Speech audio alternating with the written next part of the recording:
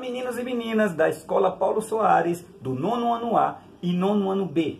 Aqui é professor Ivo, de História, e hoje inicio a minha aula diante desse belíssimo quadro pintado em 1893 pelo então paulista Benedito Calixto, que enfatizou esse momento histórico que foi a proclamação da República, feita pelo então alagoano Marechal Deodoro da Fonseca, em 15 de novembro de 1889, que derrubou a monarquia brasileira e então se iniciou o período da Primeira República, ou seja, derrubou literalmente a coroa de Dom Pedro II e então, com apoio dos militares, proclamou a República e iniciou-se então a conhecida República da Espada, que é o tema central dos 9º anos.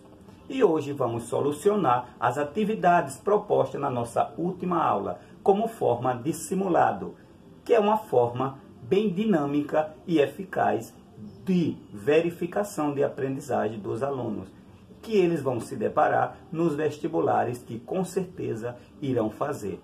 E vamos à resolução das atividades propostas para os 9º anos com o tema Primeira República no Brasil.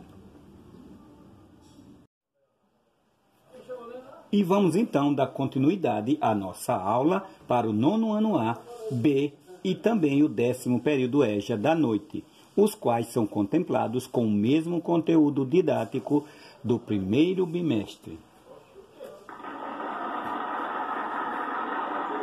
E a atividade proposta para estudar na nossa última videoaula foi que vocês fizessem uma pesquisa e também estudassem pelo material didático, que é sobre a Guerra de Canudos, Revolta da Vacina, Revolta da Chibata, Revolta do Contestado, e também assistisse o filme que está disponível no YouTube sobre a Guerra de Canudos, que é um filme brasileiro, a história da República Velha, um documentário, e mediante essas questões eu criei um simulado, que é uma forma de verificação de aprendizagem muito dinâmica e eficaz.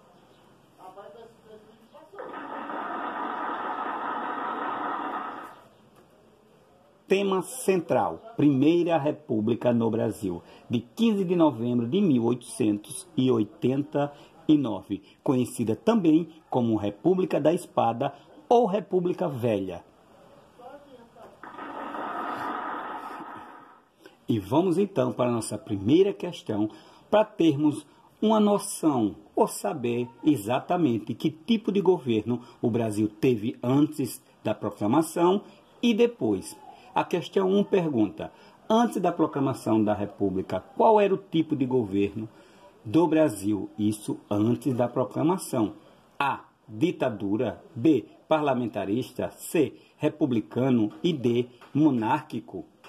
Vamos lá por eliminação, que é a forma mais viável da gente chegar à questão correta. Ditadura, não, que vimos que a ditadura foi um sistema político ocorrido em 1964, que foi o golpe de 64 no Brasil, que durou até 1985. Então, ditadura está descartada.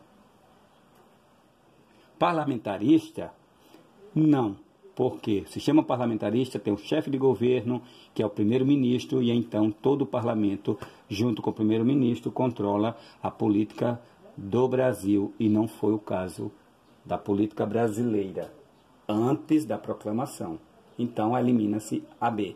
Republicano, não, porque se foi antes da República, então não era republicano. Isso aí a gente já descarta. Antes da República, sim, houve a monarquia, então o tipo de governo era monárquico, governado pelo então Dom Pedro II.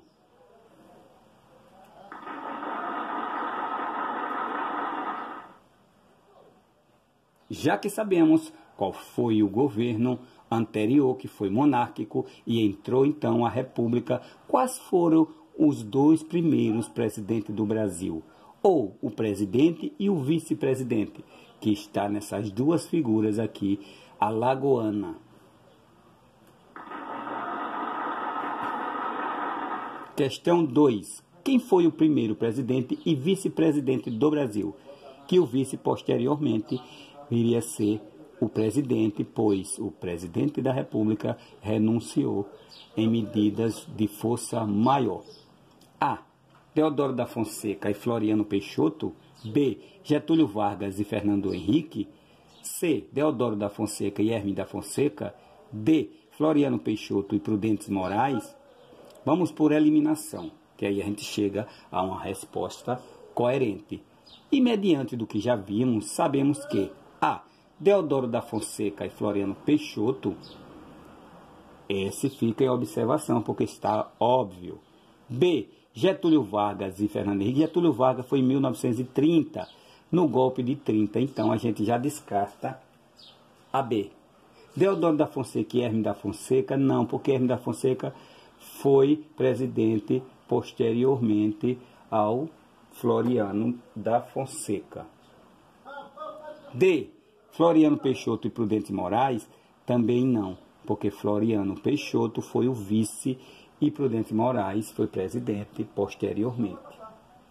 Então, fica realmente com a resposta A, que Deodoro da Fonseca trata-se de Marechal Floriano da Fonseca, Deodoro da Fonseca, e também o Floriano Peixoto, seu primo, ali de Pioca, um alagoano que posteriormente ficou no lugar de Deodoro da Fonseca, o qual renunciou 2 anos após a proclamação da República. Ou seja, os dois primeiros presidentes da República foi Deodoro da Fonseca e, em seguida, Floriano Peixoto, que era primo de Deodoro da Fonseca.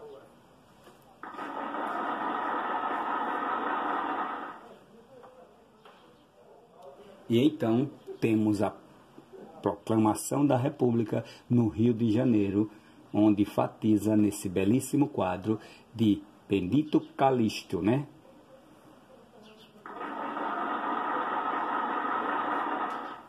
E então entra o sistema republicano, onde as pessoas podem votar e então colocar o presidente no poder.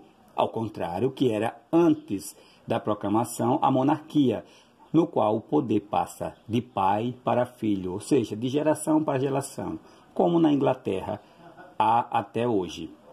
Questão 3. Quem podia votar nas primeiras eleições promovidas por Deodoro? Eles mesmos ficaram no poder, os militares, e aí esse sistema republicano tinha que votar para que então colocasse o presidente no poder. A. Qualquer pessoa podia votar. B. Só homens maiores de 18 anos e analfabetos. C. Mulheres e homens maiores de 21 anos. D.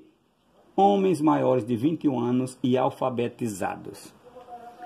Ou seja, foi aí que ocorreu várias revoltas no primeiro período da República Velha, por conta também da discriminação que houve em determinadas classes. A. Qualquer pessoa podia votar? Não, não podia votar. Tinha restrições. Então, qualquer pessoa? Não. Só homens maiores de 18 anos, alfabetizado? Não. A maioridade era 21 na época. Mulheres e homens maiores de 21 anos? Também não. Mulheres vieram votar muito depois de muita luta pelo voto. Então, D. Homens maiores de 21 anos e também alfabetizado, pois nem analfabeto, nem mulheres, nem a minoria podia votar na época. Apenas homens maiores de 21 anos poderiam votar para o presidente da República, na época da Primeira República. E por conta disso e outras questões discriminatórias na Primeira República, conhecida como República da Espada, houve os movimentos sociais de revolta, como a revolta da vacina, revolta da chibata, revolta do contestado, a de Canudos, entre outras.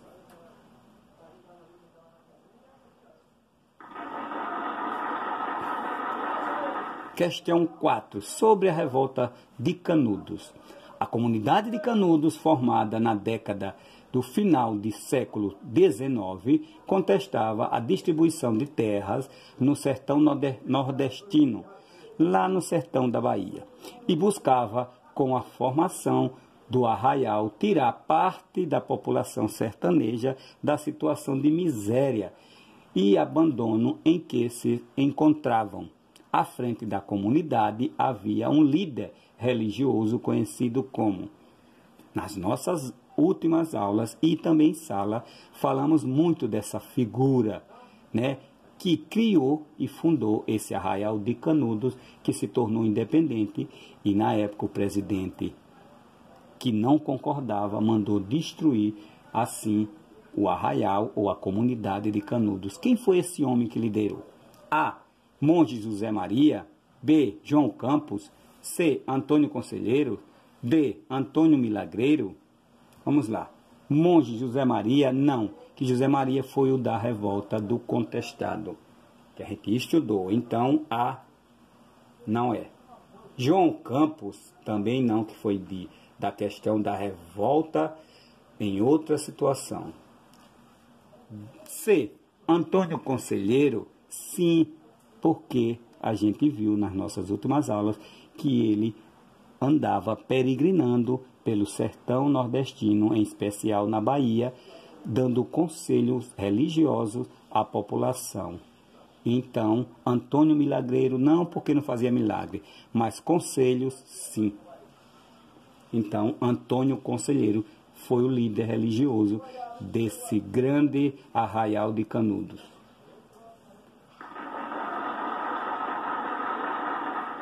Dentre as revoltas, uma que marcou também foi a revolta da vacina obrigatória.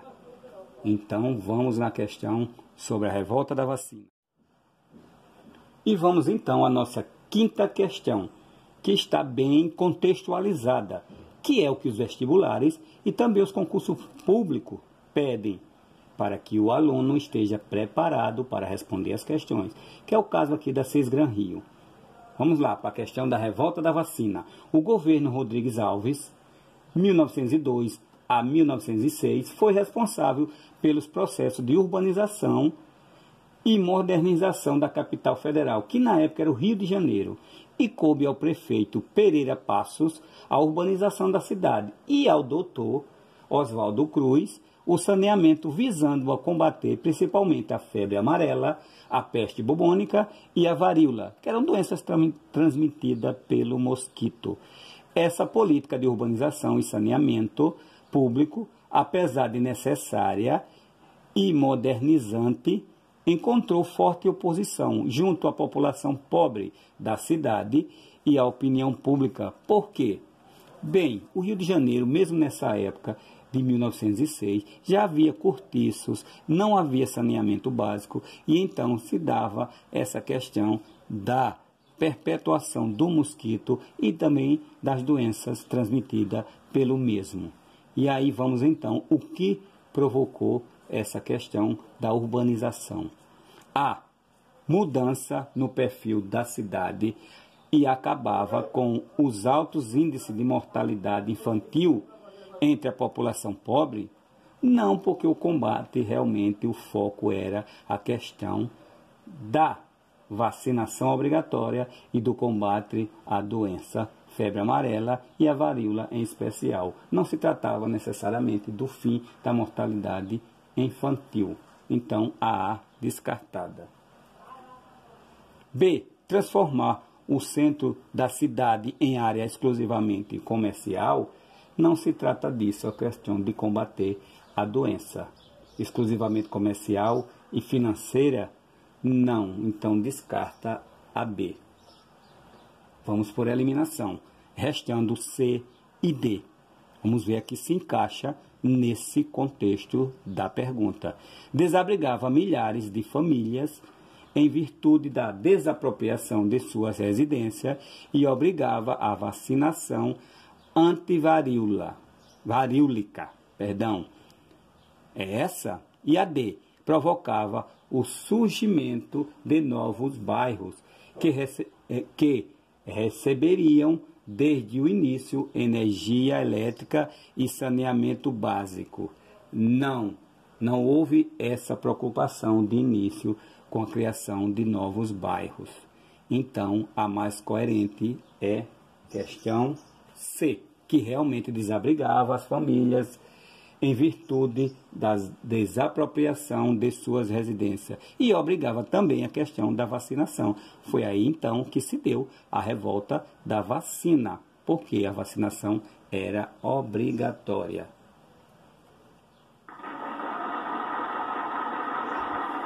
Dentre as revoltas da Primeira República, houve também a revolta da Chibata. E o que foi essa revolta? E vamos então para a nossa sexta questão, que é a respeito da revolta da Chibata. A revolta da Chibata, ocorrida em 1910, selecione a alternativa falsa, ou seja, dentre as 4, apenas uma está incorreta. A. Um dos líderes do movimento, João Cândido, era conhecido como Almirante Negro. Falso ou verdadeiro? Verdadeiro, porque realmente João Cândido foi o líder da revolta da Chibata e era conhecido como Almirante Negro. Essa verdadeira. Quero saber da falsa. A revolta da Chibata teve aprovação do alto escalão da Marinha, que viu a oportunidade para iniciar a tomada do poder do Brasil para restauração da monarquia. Ora, restauração da monarquia, se o Brasil já tinha acabado de sair da monarquia, e também apoio do alto escalão da Marinha, com certeza essa é falsa. Então vamos para as demais. A revolta aconteceu quando os marujos tomaram 4 embarcações que estavam estacionadas na Baía de Guanabara, no Rio de Janeiro. Essa também é verdadeira. D. A resposta do governo foi repressiva e os envolvidos na revolta foram presos, sendo alguns torturados e expulsos da corporação. Verdadeiro. O governo fez um acordo, depois descumpriu e então eles foram repressivamente punidos. E então a falsa é que eles tinham aprovação do alto escalão e que queriam restaurar a monarquia novamente no Brasil. Essa é a questão falsa.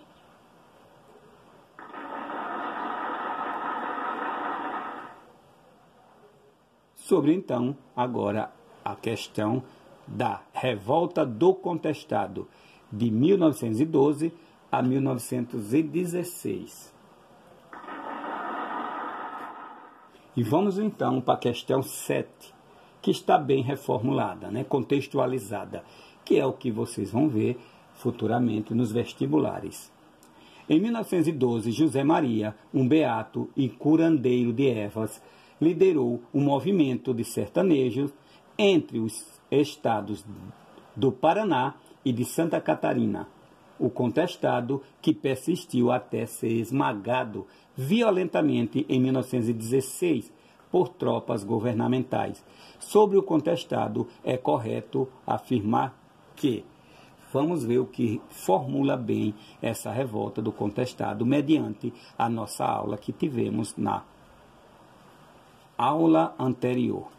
Os sertanejos consideravam a república usurpadora e adotavam o ideal comunitário de vida, defendendo um mundo fraterno e a distribuição das terras que o governo havia concedido a uma companhia ferroviária estrangeira. Bom, eles achavam a república usurpadora? Sim. Eles queriam um ideal comunitário? Também. E eles queriam a distribuição de terras. Então, deixamos essa para daqui a pouco. Vamos para B. Vamos por eliminação. Os poceiros das terras contestadas combatiam as práticas religiosas, tradicionais, como o casamento e as procissões. Não propriamente dita, eles não eram contra os casamentos e as procissões. Então, questão B, descartada. Como na revolta de Canudos, os sertanejos do contestado desejavam a intervenção do Estado republicano na saúde e na educação comunitária. Não propriamente dita, porque eles não estavam querendo essa questão dessa intervenção na saúde nem na educação comunitária, que eles tinham as suas próprias regras na sua comunidade. Então, C também dispensada. Ficamos entre a D e a A. Vamos ver qual é a mais coerente do contexto da Guerra do Contestado. D. O movimento inspirou-se nas revoltas dos camponeses durante a Revolução Francesa e atacou os símbolos da ação governamental, como os cartórios e as câmaras municipais.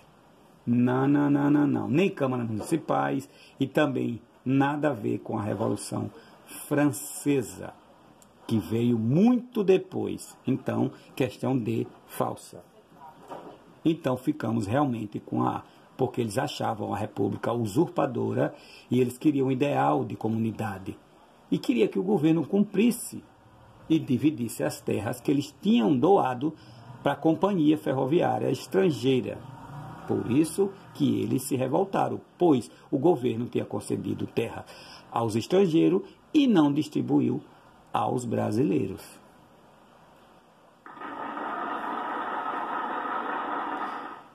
E aí, como sempre eu faço, atividades para estudar extra até a resolução na próxima aula, que eu quero que vocês façam um quadro comparativo das 4 guerras: a Guerra de Canudos, Revolta da Vacina, Revolta da Chibata, Revolta do Contestado. Faça um quadro comparativo com essas 4 revoltas, o que uma tem a ver com a outra. E então, quem não assistiu, assistir o filme brasileiro Guerra de Canudos, que é o que mais enfatiza essas revoltas durante a Primeira República, e, mediante o filme, fazer um resumo desse filme. Essa é a atividade proposta para a aula de hoje. E como sempre fazemos na nossa finalização das aulas, que vocês tenham bons estudos e a nossa campanha #Fique em Casa, mas estudando, pois a EMEB Paulo Soares, pensando em vocês, criamos esse sistema de ensino que está disponível no Facebook oficial da Escola Paulo Soares e também no canal no YouTube. Boa sorte, bons estudos e obrigado mais uma vez pela oportunidade. O estudo dignifica sempre a alma, ou seja, o estudo é o alimento da alma.